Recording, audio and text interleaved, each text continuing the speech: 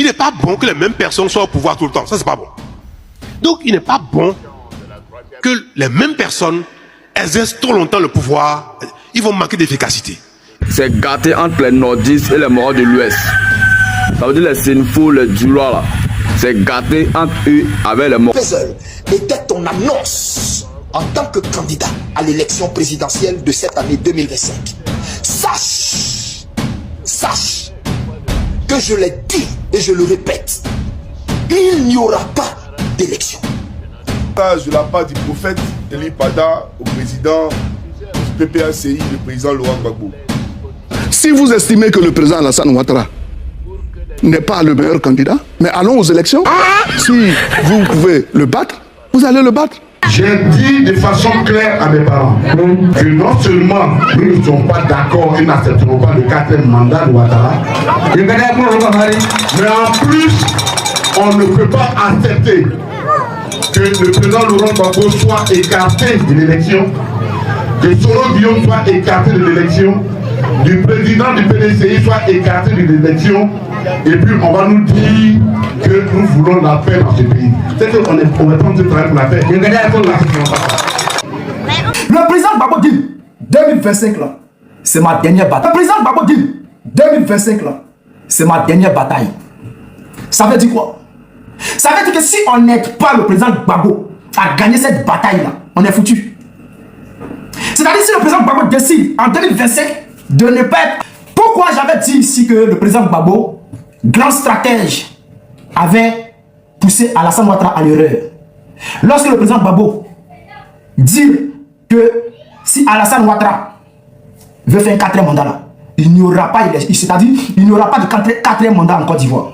Je vous explique comment le président Gbagbo pousse Alassane Ouattara à l'erreur. C'est-à-dire le président Gbagbo a tellement mis la pression à Ouattara qu'Alassane Ouattara cherche un plan B. Le plan B est tombé dans l'eau. Maintenant, il faut revenir maintenant à un plan. Le plan A, peut-être, qui est sa candidature. Puisque on a vu ces militants aller chanter partout qu'ils veulent Alassane Ouattara. Pas bon.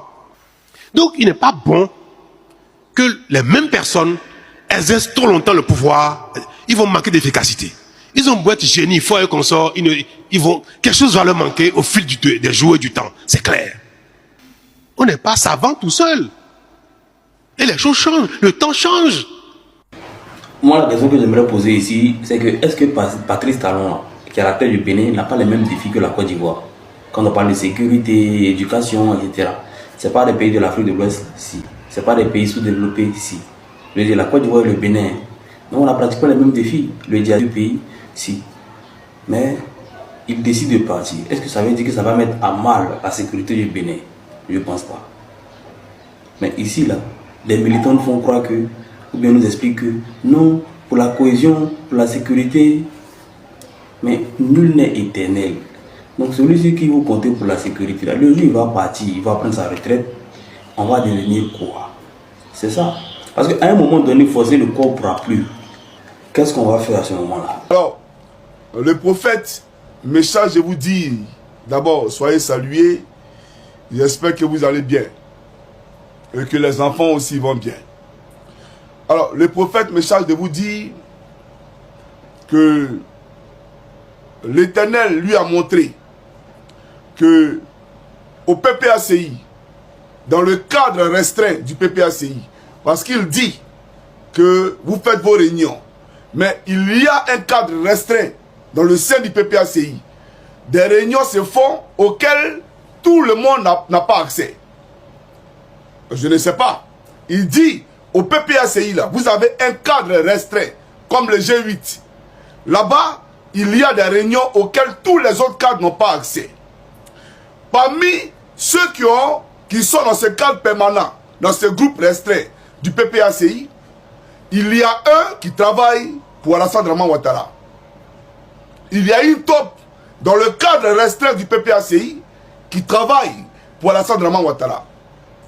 Et que Dieu l'a envoyé. Je le répète, tu seras entre les mains des bourreaux. Tu seras pris. Ton épouse sera prise. Ton frère sera pris. Votre humiliation sera totale.